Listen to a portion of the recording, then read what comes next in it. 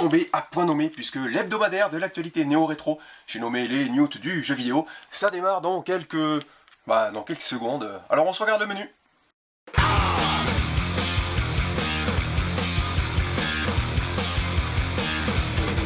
Au menu cette semaine, en entrée, on prendra du survival horror.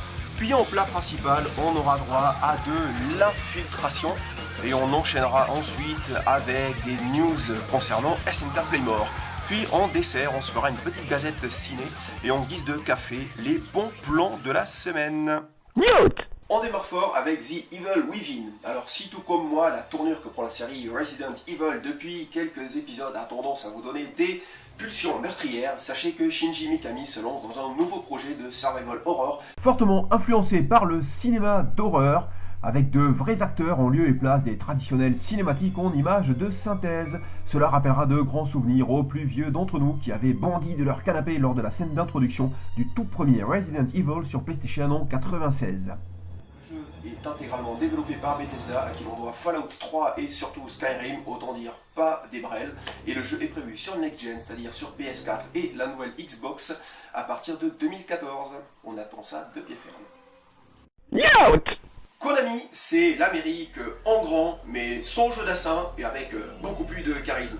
Alors les mecs visent directement le grand standing avec hôtel de luxe, avion VIP et filles de joie à 1000 € nature lutte, mais pour tout ça il faut énormément d'argent et Hideo Kojima sait parfaitement où trouver les sous.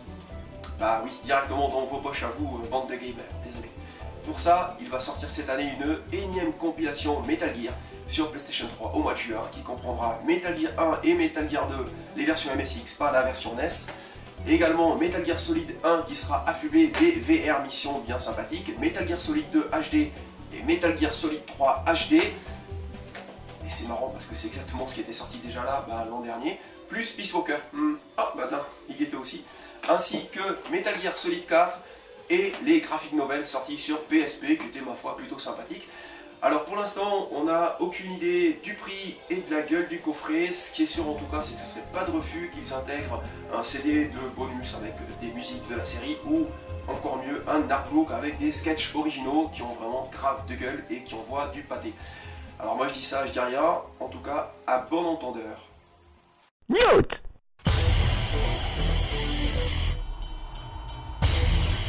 Cela fait désormais 18 mois que les fans de The King of Fighters, la série phare d'SNK Playmore, s'entaillent les veines avec des biscottes puisqu'ils n'ont aucune nouvelle d'un hypothétique successeur à The King of Fighters 13. Ça n'est pas en plus la santé financière d'SNK Playmore à l'heure actuelle qui est là pour nous rassurer. Néanmoins, dans ce contexte des plus moroses, SNK a annoncé cette semaine un partenariat avec une société coréenne qui développe sur PC depuis maintenant plus d'1 an le jeu que vous voyez juste à côté de moi qui s'appelle Chandu Ziwang, le nom est juste horrible à prononcer, et qui se trouve être, pour parler poliment, un copier-coller de ce qui se fait de mieux en matière de baston 2D. Alors on pourra trouver une clone de Kula de King of Fighters ou encore le jumeau de Freeman de Mark of the Wolf. Bref, rien de très original, d'autant plus que le jeu se joue en 1 contre 1 ou 3 contre 3, là encore du très classique. Néanmoins, force est de constater que le jeu a grave de la gueule puisque les décors, les personnages ou les musiques sont vraiment du haut de gamme. Le partenariat d'SNK prendra la forme d'un prêt de personnages, ce qui est assez original, avec la présence de Benimaru Nikaido et Terry Bogard qui pourront venir friter la gueule des personnages de Chandu Ziwang.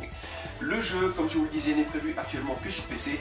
On peut juste espérer que la présence des personnages d'SNK lui permettra d'avoir les fonds nécessaires pour sortir bientôt sur le store de la PlayStation 3 et de la Xbox 360. En tout cas, c'est ce qu'on peut souhaiter de mieux pour ce jeu qui, encore une fois, je vous le répète, a une gueule pas croyable. Vous le savez, les nanars c'est ma grande passion et les jeux vidéo sont un vivier inépuisable pour tous les destructeurs de pellicules, les anarchistes du cadrage foireux ou encore les scénaristes biberonnés à la sitcom française. Alors ne reculons devant aucun outrage, les studios américains ont décidé de donner suite à Hitman qui était déjà vraiment une sombre merde.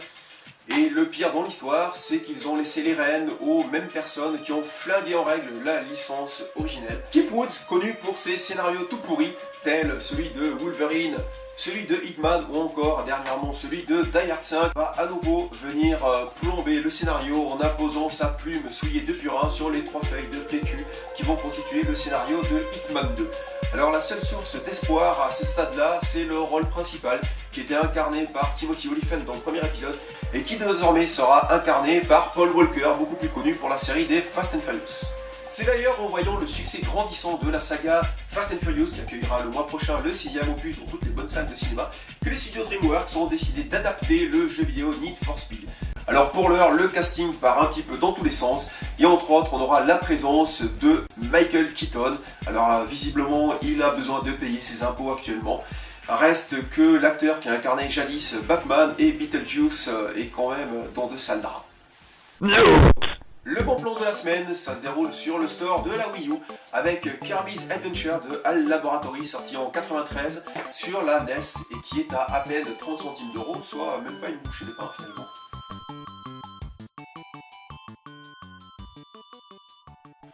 On referme cette troisième hebdomadaire des news du jeu vidéo avec des images de Astra Superstar, un jeu de combat sorti sur Sega Saturn en 98 et passé plutôt inaperçu, mais qui mérite largement d'être redécouvert. Bon, c'est pas tout ça, mais vu l'heure qu'il est, je vais pas tarder à me transformer en citrouille.